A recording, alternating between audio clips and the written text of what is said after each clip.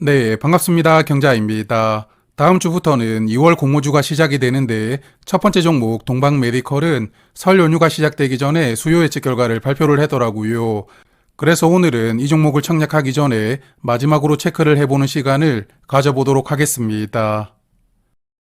자, 동방 메디컬 다음 주 월요일과 화요일에 청약을 하고 목요일에 환불금을 돌려받거든요.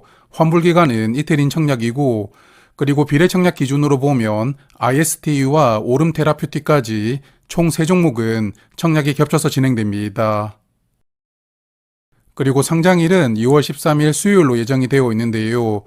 IST가 먼저 상장하고 다음날 동방 메디컬이 상장하는 일정인데 청약은 겹쳐서 진행이 되지만 그래도 상장일이 겹치지는 않았으니까요.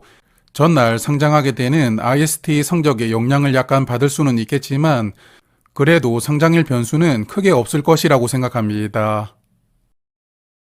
자, 그러면 청약 조건을 하나씩 따져볼 텐데 먼저 수요 예측 결과가 좋아더라고요.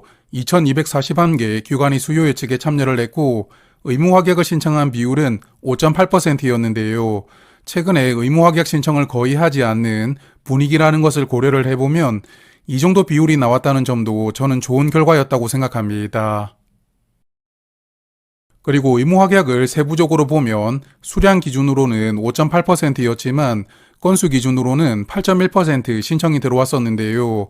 건수 비율이 약 2% 정도 높은 상황이니까 나중에 최종 의무 확약이 조금 크게 늘어날 수도 있다고 생각을 하고요.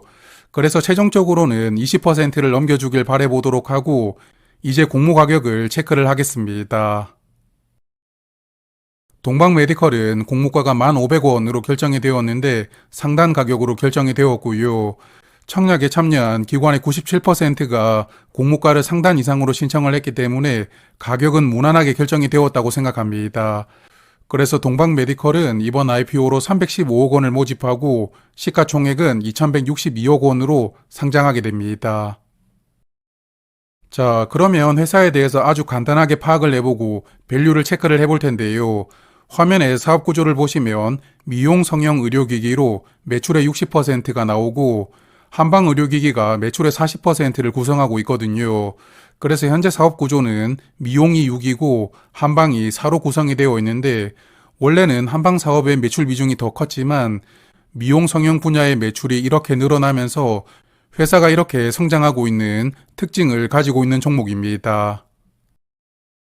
그리고 각 사업의 주력 제품을 잠깐 말씀을 드려보면 미용 쪽은 주로 필러를 만들고 있거든요. 성형에 사용되는 필러를 만들고 있고 또한 수술에 사용되는 바늘이나 실 같은 재료도 만들고 있고요.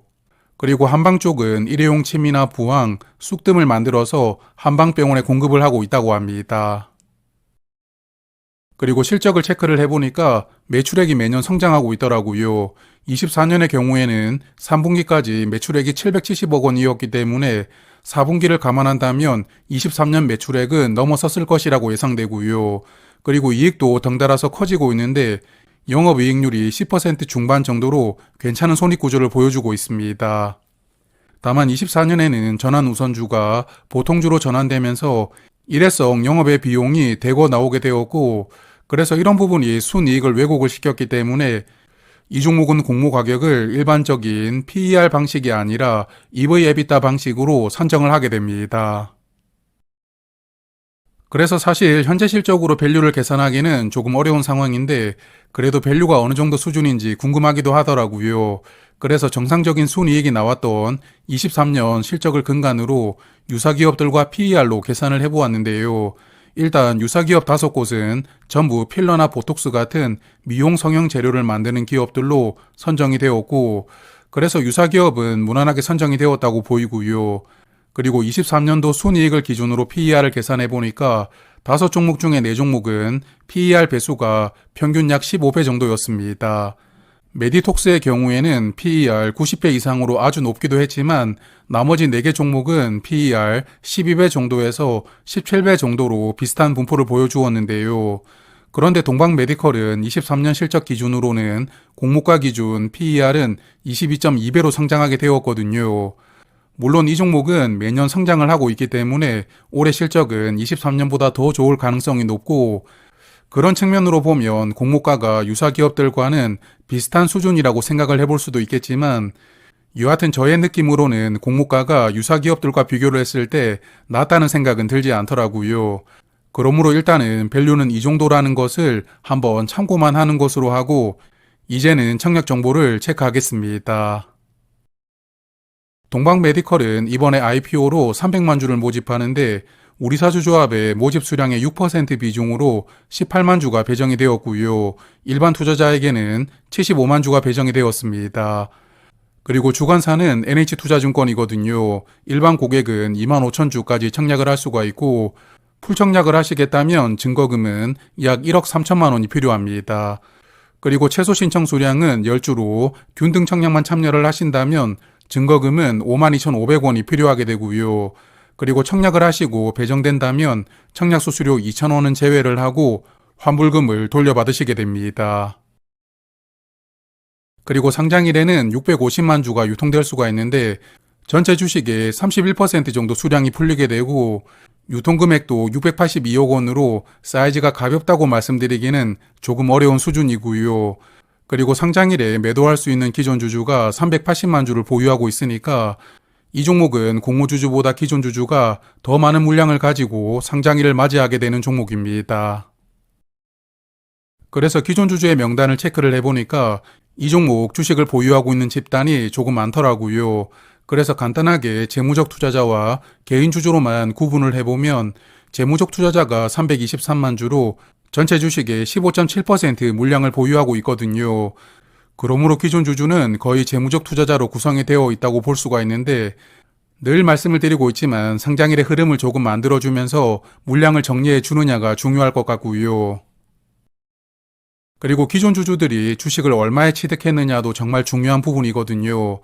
물론 이 종목을 일찍 투자했던 주주들은 아주 낮은 가격으로 취득을 했겠지만 저는 마지막에 취득을 했던 주주들의 가격에 주목을 하는데 일단 작년 5월에 이 종목을 취득한 주주들이 마지막으로 투자를 했던 주주들이거든요.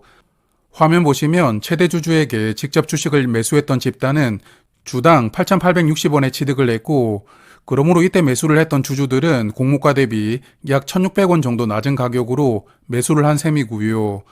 그리고 재무적 투자자들끼리 주식을 매매를 하기도 했는데 이 당시에는 주당 1,300원에 매도를 했더라고요. 그러므로 이 당시에 투자를 했던 주주들은 거의 공모 가격 근처로 주식을 취득한 셈이거든요. 그렇다 보니까 아마도 공모가 상단을 1,500원으로 맞춘 것은 아닌가 싶기도 한데 여하튼 마지막에 매수를 했던 이 142만 주는 거의 공모 가격 근처에서 취득을 한 셈이고 그렇기 때문에 공모가 근처에서부터 적극적으로 매도를 하기가 쉽지 않을 것이거든요. 그래서 이런 부분은 조금 긍정적으로 바라볼 수도 있지 않나 생각합니다. 그리고 상장일에 행사될 수 있는 스톡옵션이 있거든요. 직원들에게 부여된 21만 주는 상장일부터 행사가 될 수가 있고 행사 가격이 3,000원이기 때문에 웬만하면 이 물량은 나온다고 생각합니다. 다만 21만 주가 늘어난다 하더라도 전체 주식이 1% 정도 늘어나는 것이기 때문에 물량이 많은 편은 아니거든요. 그러므로 스톡옵션이 상장일 흐름에 크게 영향을 주기는 어렵다고 생각합니다. 자, 그러면 정리를 해볼 텐데요. 25년에 청약을 받았던 공모주들이 지난주부터 상장을 하기 시작했는데 사실 스타트가 좋지 않거든요. 4종목 중에 수요 예측 결과가 좋았던 아스테라시스는 상장일에 공모가 2배 넘는 좋은 시세가 나왔지만 나머지 종목들은 씁쓸한 성적표를 받았는데요. 그래서 지금은 조금 더 보수적으로 판단을 해야 되는 분위기라고 생각을 하고 있고 특히나 청약 판단에 있어서 의무 확약을 조금 중요하게 봐야 되지 않나 생각합니다. 그리고 좋은 시세가 나왔던 아스테라시스는 의무 확약 비율도 10%였는데 동방메디컬은 아스테라시스보다는 확약 비율이 낮기는 했지만 그래도 최근 공모주들과 비교를 해보면 조금 높은 수준이니까 이런 부분에서는 기대를 해볼 만하다고 생각합니다. 그래서 저는 일단 균등 청약은 찜해두고 비례 청약을 어떻게 해볼지 고민을 해볼 생각인데요. 청약이 겹쳐있는 두 종목의 수요 예측 결과도 봐야 될 것이고 그리고 다음 주에 상장하는 종목들의 성적표도 조금 참고를 해봐야 되지 않나 생각합니다. 특히 다음 주에 상장하는 종목 중에서 월요일에 상장하는 삼양 NC캠은 동방메디컬과 수요 예측 결과가 그나마 비슷한 수준이라고 생각이 되니까요. 삼양 NC캠이 좋은 시세를 보여준다면 다음 주에 청약하는 종목들도 괜찮아 보이는 종목들은 비례 청약까지 적극적으로 해볼 생각입니다. 자, 그리고 내일은 IST가 수요 예측 결과를 발표하는데 설 연휴 동안에 중국에서 개발한 프로그램 때문에 AI 반도체 종목들의 주가 하락이 크게 나왔거든요. 그렇다 보니까 IST도 이런 관점까지 고려를 해봐야 될 것 같은데 여하튼 자세한 이야기는 내일 말씀드리는 것으로 하고 오늘은 여기에서 인사를 드리도록 하겠습니다. 고맙습니다.